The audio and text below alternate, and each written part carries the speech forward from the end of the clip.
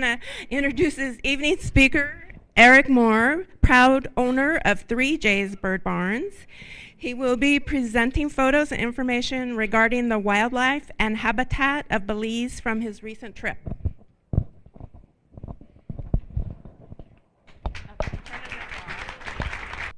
So I first want to excuse my wife from being here tonight. This trip that I took to Belize in February, my wife and I went together, and some of you may know that my wife is actually working on finishing her college degree, something that she never did, and so she started back to school and she has class tonight, and so that's her commitment, and I'm proud of her for working on that. So she's got 2 hours of class tonight. But in February, Jay's Bird Barn sponsored a trip to Belize, and we partnered with a tour company in Albuquerque called Brant Tours, which is Birding Research and Nature Tours. Brant is an acronym for that. And several people from Arizona participated with us on this trip to Belize.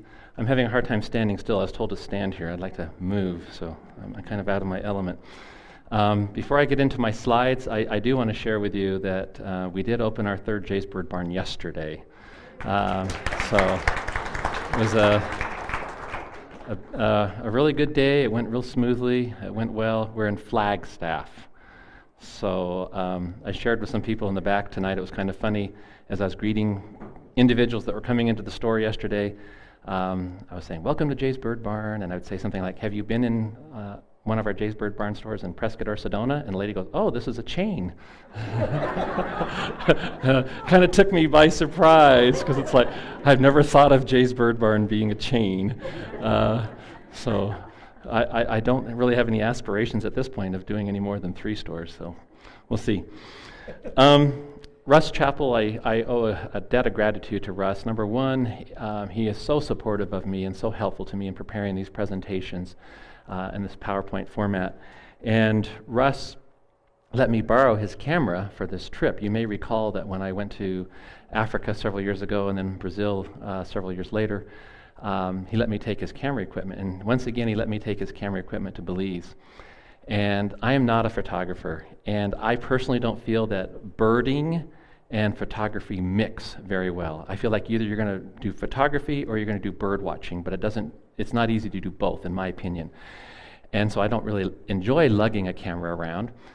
But the first day that we were with our tour group, the guide from Brant Tours made a comment, something to the effect, "You know, you're not going to get any pictures better than what I already have."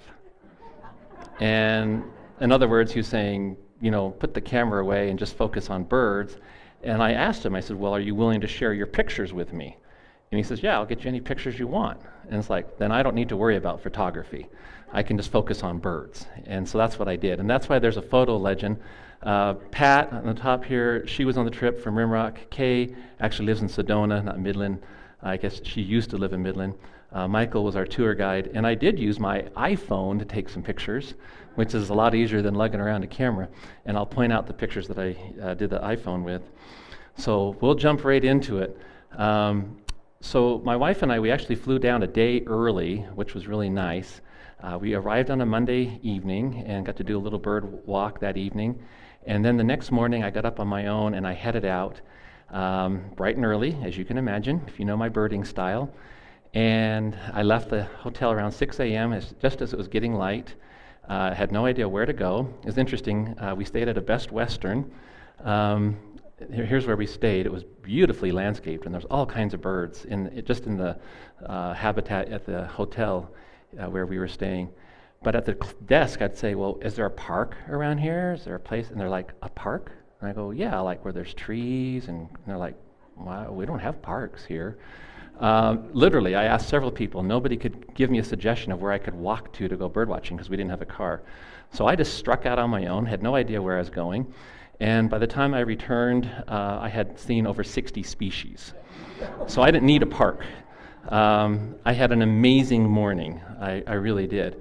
A little blurry, but this is a yellow-throated warbler that was at the hotel. I don't think he was checking in, but looking for bugs. Here's an American redstart at the hotel. So these are some of our neotropical species that certainly summer in North America and breed in North America and winter down in the tropics. Right by the roadside, there were some northern jacanas. There's a juvenile on the right and an adult on the left. So these are some of the birds that I was just finding on my own. So later that day, we took a taxi back to the airport where we had flown in the day before and met up with our group. And as soon as we met up with our group, we boarded this little plane and we left the mainland. And I should probably go back to the map just briefly. I apologize. I should have spent some more time at the map.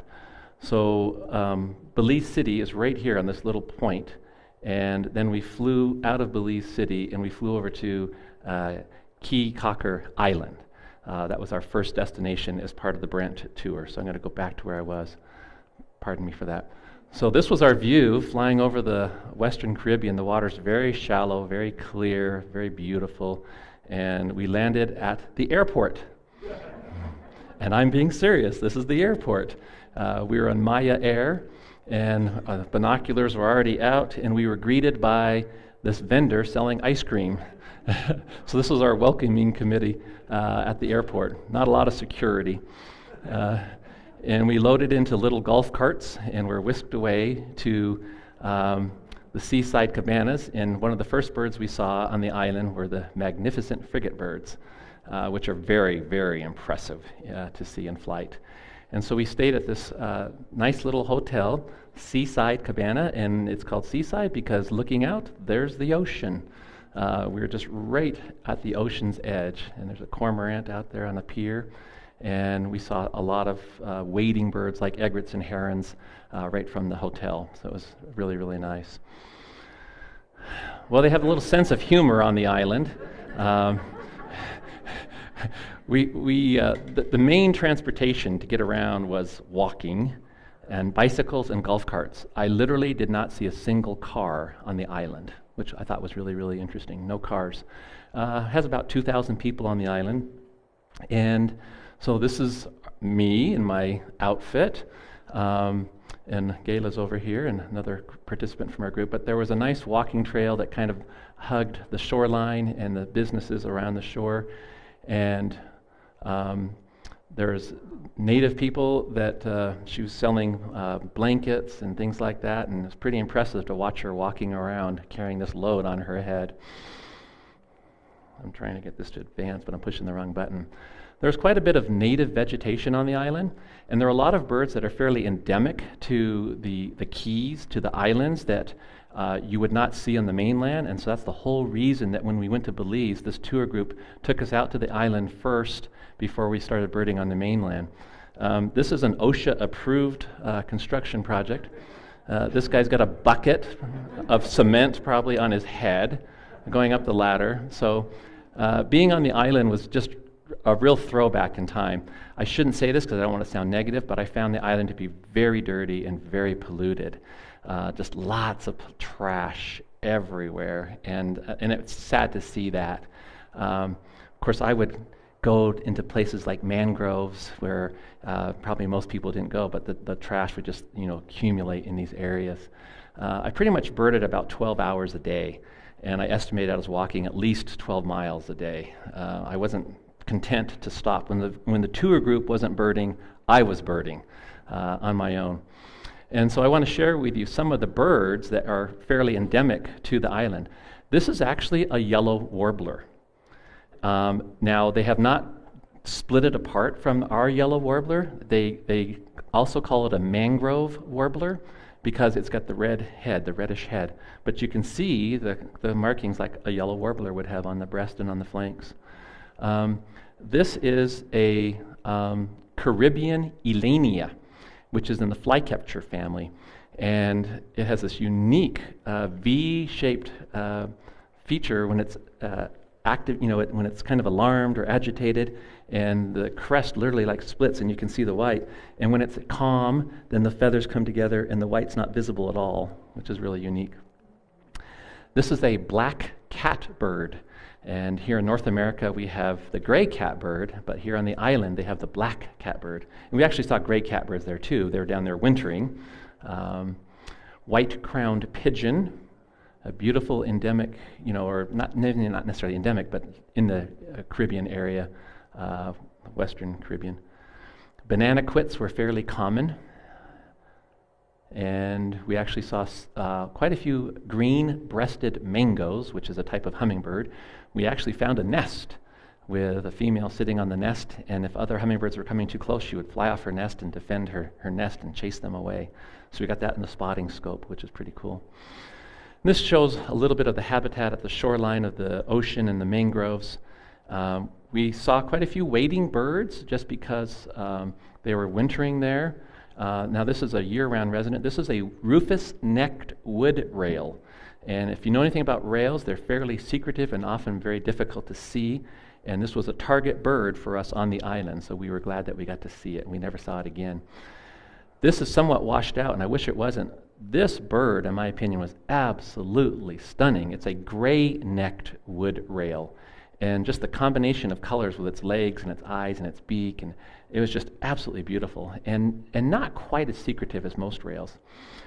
This was a real find. Our tour guide, Michael, has been to Belize on many occasions, and he's never seen this species in Belize before, and so he was really excited to add this to his Belize list. But it's a clapper rail, and it's a Caribbean subspecies that is still classified under clapper rail. They haven't split it out, but it's a possibility that maybe at some point they'll rename it some other name, but it's right now lumped in with clapper rail. So we were successful in seeing quite a few rails. You saw the northern Chicana earlier. They have beautiful yellow in the primaries when they fly. And when they fly, they tend to kind of shake their wings when they land, and then they bring them down and fold, and you see these yellow in the wings. It's just very, very pretty. A willet, an example of a winter bird. So I felt by the time we left Keycocker Island that we had really exhausted the birds because the island total length is about 5 miles long. It's maybe a half a mile wide. It's not a very big land area, and if you're birding it for 12 hours a day, you kind of wear out the birds. And so we were there 3 days. Probably one of the most enjoyable parts of the trip is we went and did a snorkeling trip, and I had never snorkeled in my life. And I thought, you know what, I'm going to do this. I'm here. I'm going to be brave. I'm not much of a water person. And we had a guide who took us out to the barrier reef. It's the second largest barrier reef in the world. And we made 3 different spots. It's a marine park, like a national park. And the guide would take us and show us different areas of the reef. And I absolutely loved my experience snorkeling. That was truly amazing. So we got back on that same little plane, flew back to the mainland, got in a van, and our next destination was Bird's Eye View Lodge at Crooked Tree Lagoon. Maybe you've heard of Crooked Tree Lagoon. And this is a view of the lodge from the lagoon. We were on a boat, and a lot of the birds in the area took advantage of man-made structures that gave them places to roost or to sit, to feed from. These are gray-breasted martins. I thought this was fascinating. There were some hummingbird feeders at the lodge, and these yellow-throated warblers were drinking sugar water. I had never observed that behavior before, so got a picture. Well, I didn't take the picture. Kay took the picture. And there were quite a few Baltimore orioles at the lodge taking advantage of the nectar feeders. So some of those neotropic species. And vermilion flycatchers, looks familiar probably. So, and that is a mangrove swallow. Has that little bit of white above the eye, which is a distinguishing characteristic for identification. So, yeah, I was in a boat. I was safe. So one of our trips while we were staying at Crooked Tree Lagoon was a boat trip with a pilot that was a bird guide, and we went a long ways down to the lagoon where it narrowed into a river channel. It was called Spanish Creek, and we were looking for particular target birds, and I'm going to show you some of those birds that we saw. Certainly at Crooked Tree Lagoon we saw roseate spoonbills. This one's a little washed out. They're usually a little more pink. Jabiru, which is a species of stork. and that bill is absolutely amazing. White ibis, this is a juvenile white ibis, if you're familiar with our white-faced ibis that we get here. A limpkin, which was a new species for my life list. I'd never seen a limpkin before. You can see they're all waders. They have long legs and spend time in water.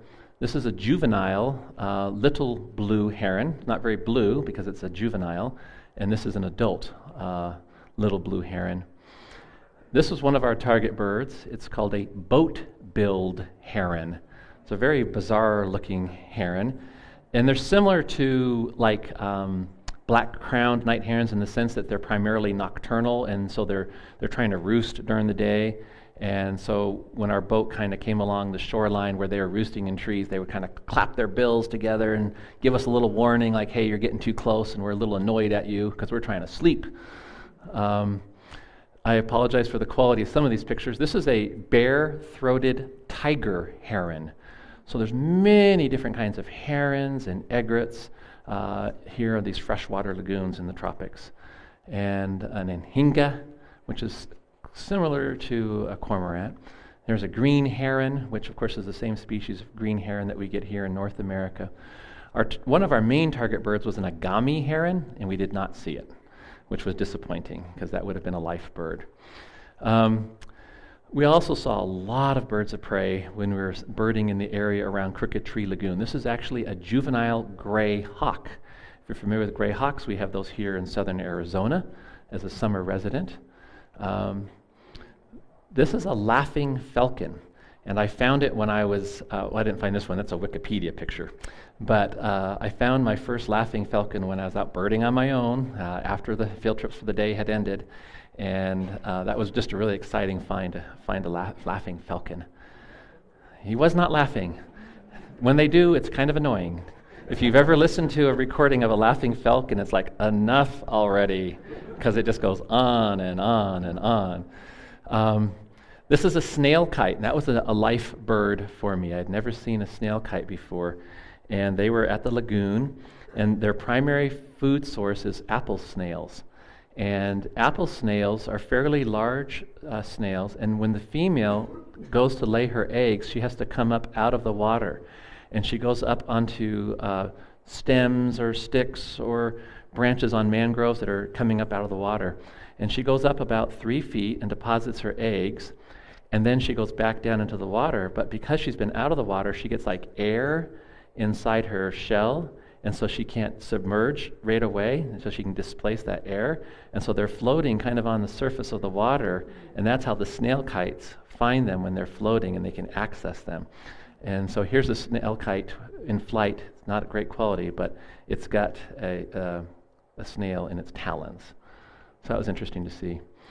Now, if you're familiar with our common black hawk that we have here in Arizona, this is a great black hawk. And I don't know if you knew there were 2 different black hawk species. One of the features is a much longer tail.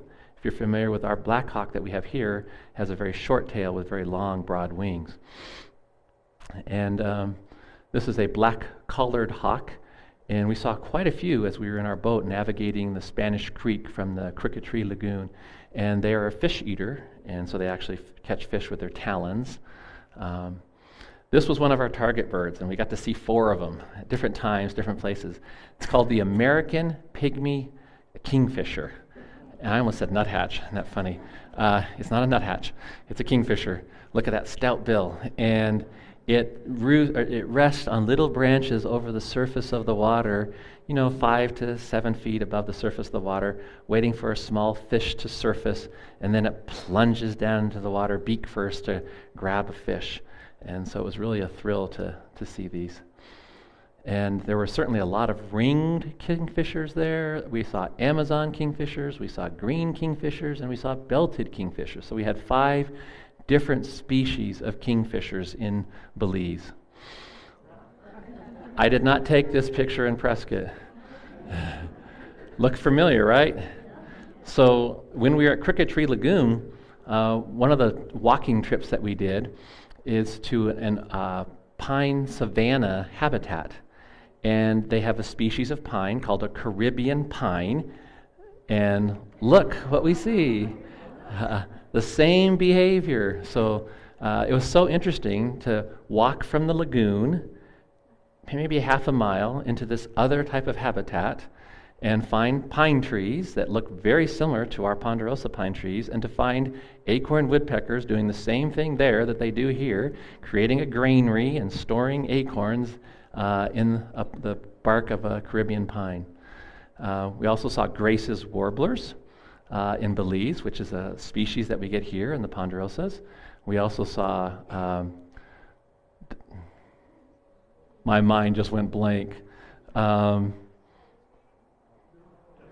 dusky-capped flycatchers. Thank you. So, I mean, we saw several varieties of birds in Belize that we see right here in the central highlands of Arizona, because the habitat is similar, which I just found fascinating. I really was impressed by that. One of my great finds on my own, I was birding, and I found a pair of squirrel cuckoos. This picture's a little washed out. That is a beautiful bird. When you see a squirrel cuckoo in good light, it's just amazing. When we were at Crooked Tree Lagoon, one night we did an evening walk just before dusk into kind of a tropical habitat, and we found an ant swarm, like army ants. And the birds react to the ant swarms, and they're not eating the ants so much as they're eating the insects that the ants are stirring up.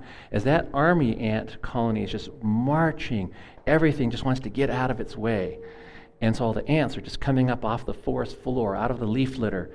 And we found Yucatan jay, spot-breasted wren, red-throated ant tanagers, and tawny wood creepers, all taking advantage of this ant swarm. And we literally just sat on the forest floor and watched the activity of just the wood creepers and the ant tanagers and the spot-breasted wren just foraging. It was really an amazing, magical time. This is a groove-billed ani, and we saw flocks of anis, which I've only seen an ani one time previously, and that was in the Rio Grande Valley. And to me, that was a big deal to see one, but they were fairly common in the right habitat in Belize. This is a bizarre-looking bird. It's Montezuma oropendula, and only saw them like 2 or 3 times. In flight, the color is just really spectacular when their wings are out, and this is at a fruit feeder. White-collared seed eaters were really, really common in open agricultural and pasture land. They're almost as common like lesser goldfinches in the proper habitat. So very, very common to see.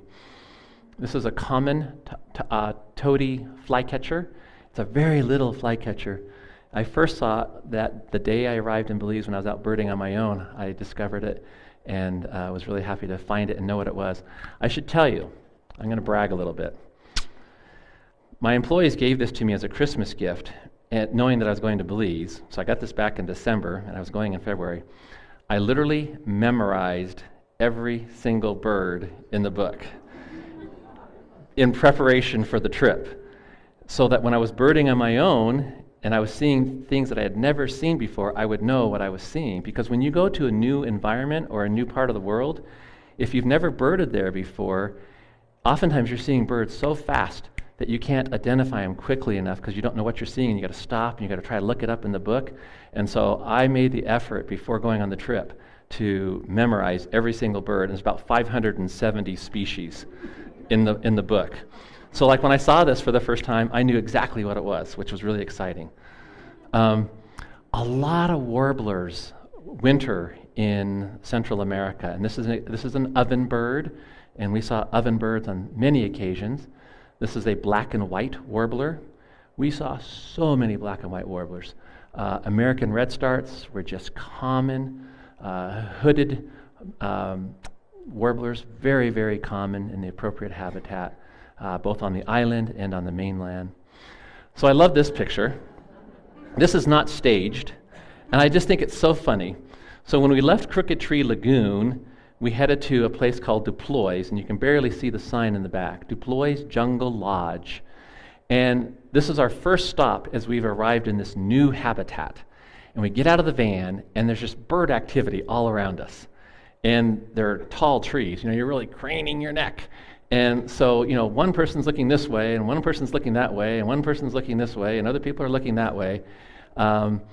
At times, it was hard to know where to focus your attention because the bird activity was so incredible, and everybody was pointing out things. What's this? What's that? So at Deploys, they have a beautiful deck that's elevated above the forest floor, and you could sit up on this deck and look way down on the river, the McCall River, and you could look at the wildlife and be basically treetop level. These are kinkajous. If you're not familiar with kinkajous, it's a small mammal, and they would come into the deck at night, particularly, and people would feed them bananas. And they really, really... Pardon me? I'm not sure what family those are. I'm sorry. Raccoon family. Thank you, Mark. Nice to have experts in the audience. So here's Gayla and I sitting on that deck that I was pointing out, and they had fruit feeders right off the edge of the deck, and so you could just sit there and watch the tanagers and the arasaris and the different birds coming in while you're enjoying your own food. We did day trips out and back from Deploys Jungle Lodge. The first day trip we did was to a place called Black Rock Lodge. It was a stunning setting, and this is the entrance to Black Rock Lodge. And this is an example of some of the birds we saw. This is a barred ant shrike. This is a white-necked Jacobin, which is, of course, a hummingbird. A red lord parrot.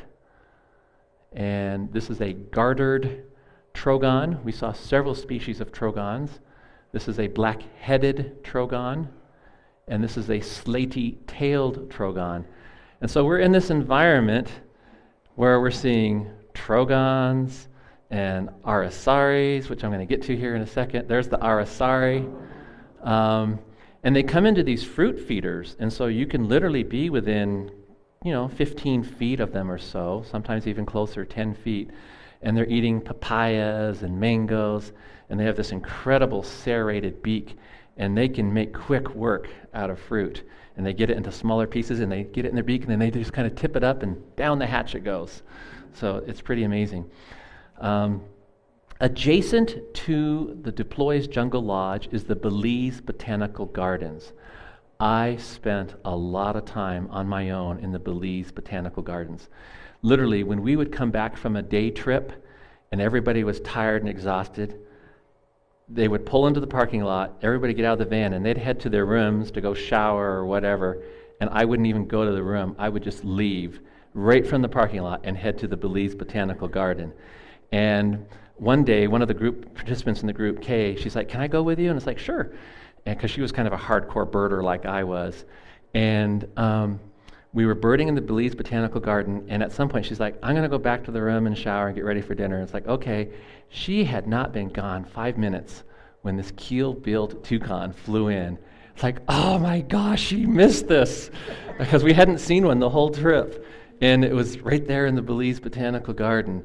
So it was just a thrill to see it. And we ended up seeing some more later. Blue-crowned moths were common in this habitat. At Black Rock Lodge, we found this crimson-colored tanager. Just a beautiful bird, absolutely beautiful. We also found an ornate hawk eagle, and we had a local guide at Black Rock Lodge named Elvis, and he was excellent with bird identification and bird calls. And we were, the lodge is on one side of a ravine, or a canyon really, with a river, and we could hear it calling on the other side of the river. And it was probably more than a quarter of a mile away. And it's a jungle. I mean, it's literally a jungle. And we're looking across this canyon trying to find an eagle in a tree. And Elvis found, not this one, obviously this is Wikipedia illustration, but he found it and we got it in a scope and we were able to see an ornate hawk eagle, which was the only time we saw it on the trip. He also found an orange-breasted falcon for us and got it in the scope. So all of these birds were new for my life list. I mean, these are just amazing birds to see. And that's a bat falcon. And bat falcons were fairly common, unlike the orange-breasted falcon. The first night we were in Belize when Gayla and I arrived, just at dusk when the bats were coming out, these guys were just screaming through the air in pursuit of bats. It was pretty incredible. At at Duploys, they would sit up on the TV antenna at night. When we landed at Belize Airport, when we came back from the island, there was a bat falcon sitting on an antenna at the airport. So we saw a lot of bat falcons, which was really, really cool. Then we didn't just do bird watching. I know that was hard on me, but we did actually go visit some archaeological sites. And this is the Mopon River, and there's a hand-cranked ferry that the operator cranks this cable. It turns a cable, and you're going to see an illustration of that. So here's our van on, and there's the worker right there. But he'd let everybody else do it. So there's Gayla cranking the ferry, and we took the van across, and we went over to Zunantunich. And Zunantunich is one of the more famous Mayan ruins in the country of Belize. It's probably not the most famous, but it's one of the more popular and better visited ones. And so we spent several hours pardon me, I was birding, hiking around the ruins. So here's Gayla, and here's Michael, and others of our group. And you can see people way up here. And so they allow public access, something that would probably never happen in the United States. I mean, just for safety reasons alone, they probably wouldn't let you do this. So this is the same pyramid, just from a different angle. You can see a person sitting right there. So we actually climbed up there to the very, very, very top, and that's the view from the top. Isn't that spectacular? And over here, which you can't see, there was a canopy of trees, and there were howler monkeys up in the tops of those trees. And so we were on top looking down on the howler monkeys in the canopy of these trees and listening to them. It was just amazing. I couldn't help but think, if I was alone in the jungle at night and I heard that sound, I would be scared to death. I mean, it's amazing the sound that howler monkeys can make. While at Zunantunich, we saw the rufous-tailed jacamar, and this is not at Zunantunich, but it was at Duploys. This is a band-backed wren. A lot of wood thrushes were there, which is another neotropical species that summers in North America, winters down the tropics. Lots of wood thrushes. This is a gray-headed tanager. When you spend time in the tropics, you learn that there is a whole new world when it comes to tanagers. Green jay. I'm going to kind of go through some of these kind of quickly. Black-faced grosbeak. You look at that beak and you can say, yep, that's a grosbeak. Barred wood creeper. I was really impressed with the wood creepers that we saw. They're just a beautiful family of birds. This one really reminded me in some ways of a northern flicker in some ways, just watching his behavior, like very woodpecker-like. This is a tawny-winged wood creeper and an ivory-billed wood creeper, not woodpecker. Ruddy ground doves were very, very common. We saw those everywhere. This is one of those birds that I found when I was birding on my own the very first day, and when I saw it, I knew instantly what it was because I'd memorized all the birds. Yellow-throated euphonia, and closely related to tanagers. This is a northern bent bill. It's in the flycatcher family. A white-whiskered puff bird. There's just so many different birds that you will never see in North America when you get down into a new environment. And it's just thrilling to see all these. Yellow-winged tanager. Now this was one of my more exciting finds. I'd never seen a putu before in my life. And a putu, to kind of give you some reference, is similar in behavior to nightjars, whether it be like nighthawks or porwheels, in the sense that it's a nocturnal aerial gleaner. So it forages for flying insects at night, and it sits on an open exposed perch like a dead snag, a dead tree. And when we were at Duploys, they found a roosting tree for a northern putu. And we went owling one night, and we looked for it, and it wasn't there. And they had checked it out earlier, so they knew it was using that tree. And so we all came back. Well, on my own, I went back out that night, and sure enough, it was at that roosting point, and so it was my very first time ever seeing a putu. Well, about 2 days later, we were birding as a group in the botanical garden, and some of the gardeners said, "Oh, have you seen the putu?" And it's like, well, yeah, we've seen it at night. And like, well, do you know where it roosts? And we're like, no. We're like, well, let us show you. And they literally walked us right to the tree where it sits during the day and roosts. And this is a picture that I took with my iPhone through a spotting scope. If you're not familiar with digiscoping, you can line your lens, your camera lens from your phone up with the ocular eyepiece of a spotting scope and take pictures through the spotting scope. And so that is a picture I took. I get photo credit for at least one picture. But here it is roosting, sleeping during the day. That was really remarkable to see so close and get it in a scope.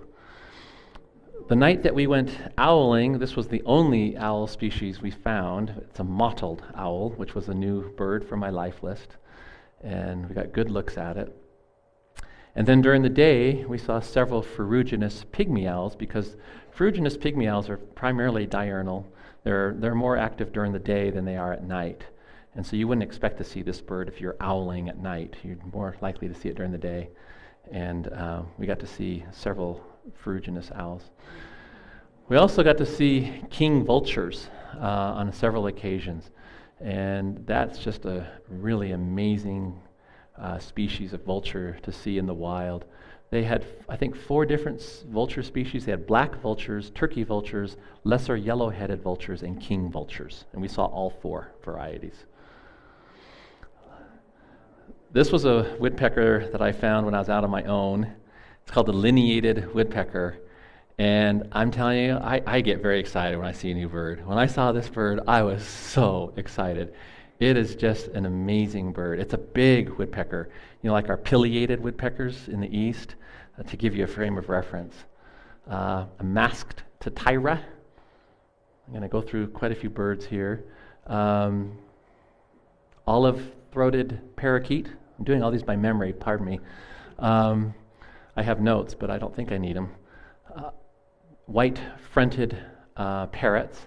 And while it's not the greatest picture, I included it just so you could see the color in the wings. And typically, when you see parrots, when you're in a forested habitat, you only see them in flight. I mean, you can hear them in the trees, and you can never find them. Because, when they're in a tree and their wings are folded, they're just green. They just blend in with the foliage. And usually when you see them, they're flying. And then it's really tricky to identify them because you're trying to look at the pattern of the color on their wings in flight to determine what species it is. This is a rufous-capped warbler that we saw in an oak pine area. And it's a species of warbler that I've actually seen in southern Arizona. Down near Madeira, there's a canyon called Florida Canyon. And I've seen this species of warbler down there. This was our only mannequin species that we saw. And it's called a white-throated or white-collared manakin. Worm-eating warbler. On this trip, I saw 27 species of warblers. It was amazing. And with the exception of, I think, 2, all of them were neotropical species. They're species that would normally be found in eastern North America during the summertime, but they were all spending the winter down in Central America. Yellow-tailed oriole. There were multiple species of orioles, which are just so stunning. Here's our group at Black Rock Lodge. Pretty motley-looking group. Here's the habitat that we were walking in at the Black Rock Lodge. So when I was telling you that there's a canyon, this ravine, we were on this side, on a hillside, looking across to this side when we saw that ornate hawk eagle. So it's pretty far away, but we saw it. Here's an example of some of the fruit feeders. These are those yellow-throated euphonias, and here's an aracari getting a piece of fruit that soon it will be tipping up, and then down the hatch it'll go. Brown jay, saw brown jays on several occasions, as well as the Yucatan jay and the green jay. This was Gayla's favorite bird. How could it not be your favorite bird? This is the male red-legged honey creeper, and they would come to those fruit feeders. And so they'd just be, 5-10 feet away from you.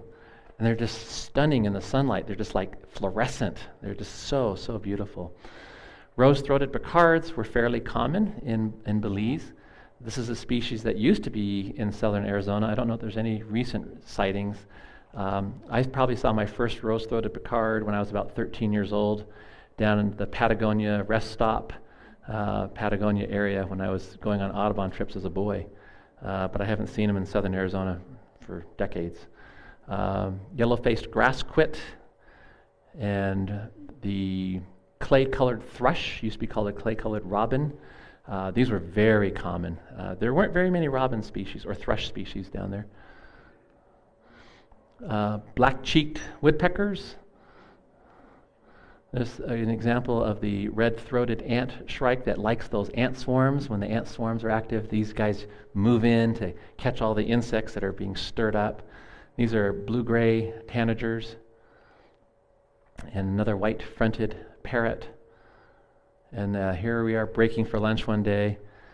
We did stop occasionally. No, I kept going. One day we went to a place called Blue Hole. I'm not in that picture. Gayla's on the left, and a couple other participants from the trip. But the trip was nice in the sense that they tried to find a balance of bird watching and doing other activities. We went to St. Herman's Cave. We went to the Blue Hole. We went snorkeling. We went to Zunantunich. So, for people who maybe want a little more relaxed birding trip, like Kathy was talking about, that was certainly possible. I just did a lot of birding on my own when they weren't birding. I love this picture. It's just really fun. You got a great kiskadee, and they're very common there, flanked by tropical kingbirds on either side. A black-faced saltator. We only saw these one day, and that was at Black Rock Lodge. And they were eating these large flowers. They kind of reminded me, like a morning glory, and they would eat the entire flower. You just see it kind of just gradually just disappearing down into its beak, and then it'd get another one. It would eat the whole thing. It was just so interesting to watch. Blue, black. I'm not remembering it. I'm not going to refer to my notes. I think it's a seed eater. Look at that beak. Northern cardinal. I had to work to find this. I kept hearing it, and I recognized the song, and I knew it was there, but I had to finally find it because I wanted to be able to count it on my list. Fork-tailed flycatchers we saw on several occasions. What a stunning tail. When they would fly, and particularly when they'd land, and that tail would just be forked, it was really, really amazing to see. These are bats, and I just included it just because they're so cryptically colored, and they roost during the day on the undersides of trunks that are kind of growing out, so they're kind of on the underside, so the sun's not on them at any point during the day, and the guides would point these out when they would find them.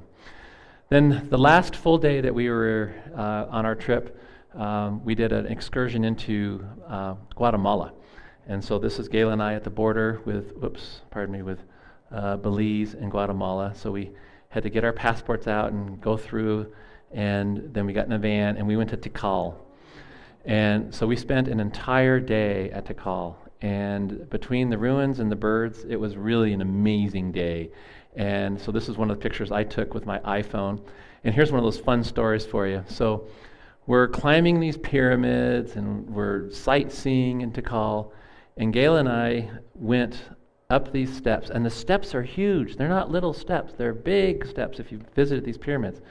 We hiked over here and find our way to, eventually, I'm not sure how we got back, but we see this person, we hiked to this point. It was a lot of hiking.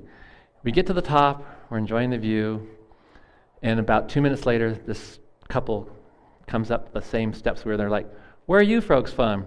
"Oh, we're from Prescott." "Oh, we're from Chandler." "Do you know Julianne Farnsworth from?" "Oh yeah, we know her." It's like, "Oh, she's my cousin." And so, here you are in the middle of nowhere, and you find somebody that knows somebody that you know very well, and they're related even. So it's just funny how you can travel and run into people. This one they don't allow you to climb on. I think you can see why. So here we are in Tikal. Now, one of the birds that is fairly common at Tikal is the ocellated turkey. We had seen them earlier in the week, but But I was carrying my bird book. I went everywhere with this, and it's really brightly colored. And this guy kept trying to attack me. And I think it was because the color. I mean, he literally, I was using my book and like hitting it to get it away from me because he kept, I don't know what I just did. I was fighting off a turkey. There it is. Anyways, very aggressive. And there's a look at the full turkey, ocellated turkey. So then we also had another experience with an ant swarm. We had 3 ant swarm experiences during our 10-day trip. And our guide was like, you are really lucky if you have 1 ant swarm experience. But the last ant swarm experience we had was actually at Tikal. And we had scaly-throated leaf tossers. We had 4 species of wood creepers. We had ant tanagers that were all taking advantage of this ant swarm. And so we were on this trail in Tikal, kind of at the end of the day, heading back towards the van, taking in this experience with this ant swarm. And just a little further down the trail, there were 2 crested guans that flew up from the forest floor into these trees. And you know how like when a tree branch breaks off, it leaves like a cavity in the trunk of the tree? Well, when it rains, those would fill with water. And we got to watch and actually videotape the guans drinking. You can kind of see part of the cavity right here. And they would put their head down and put their head up and drink the water, and put their head down, get some water. You know how birds tip their head up to swallow. And so we got to see these guans drinking out of this cavity in a tree. And that was kind of the way our day ended. It was just really a magical day at Tikal. So there I am at Black Rock Lodge, and I'll take questions at this point.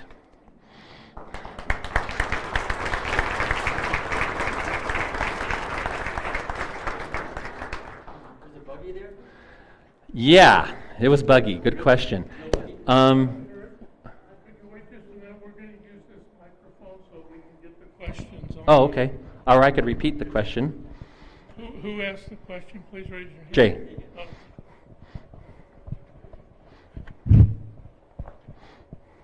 Gonna have a roving mic. Eric, was it buggy there? It was very buggy. It was also very hot. Fortunately, I like the heat, but between the heat and the bugs, it took its toll on some people. I never wear shorts.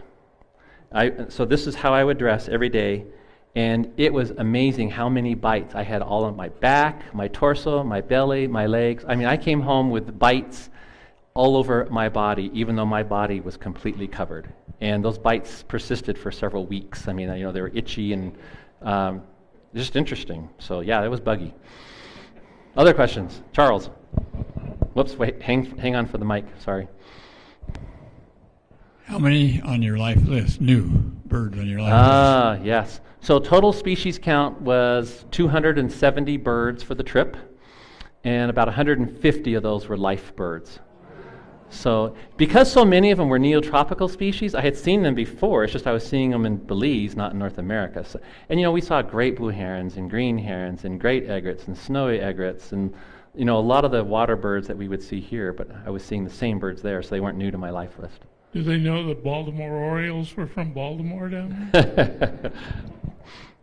Would you comment on the various ecosystems, because everything was taken up on a branch, and I couldn't figure out what was below, and I'd be interested in the general ecosystem there. Okay.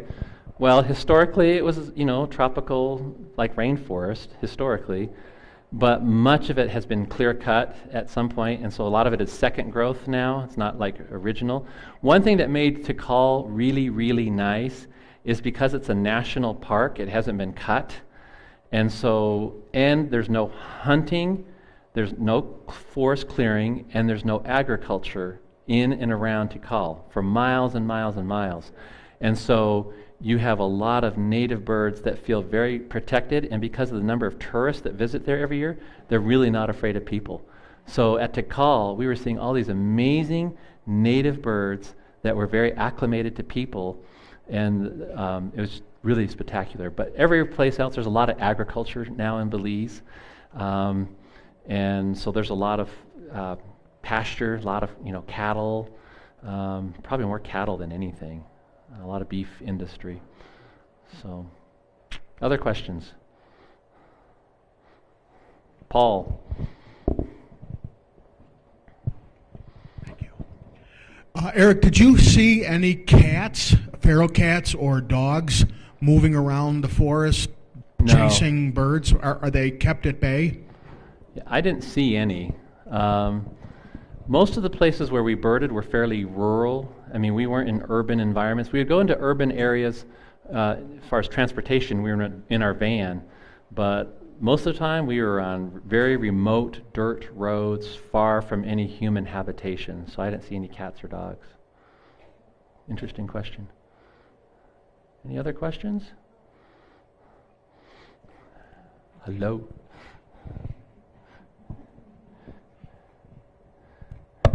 What would your favorite bird be on this trip? I hate when people ask me that. How can you pick one? Gosh. I don't know.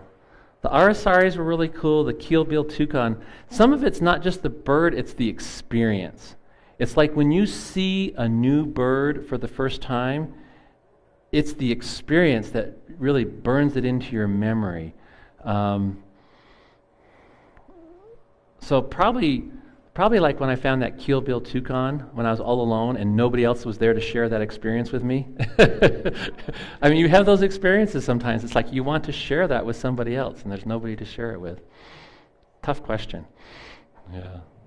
Any other questions? I brought some brochures. If you're interested in doing a trip, Brant Tours, I only have a few, but we can certainly get more. But Brant Tours is the company that we partnered with last year out of Albuquerque. Certainly they have a website. You could just Google Brant Tours. But if you're interested in their Belize and Guatemala trip, I do have some brochures from them. And if you plan to go and you want to borrow my bird book, you can borrow it. I broke it in for you. So, all right, we'll close the meeting. Thank you very much.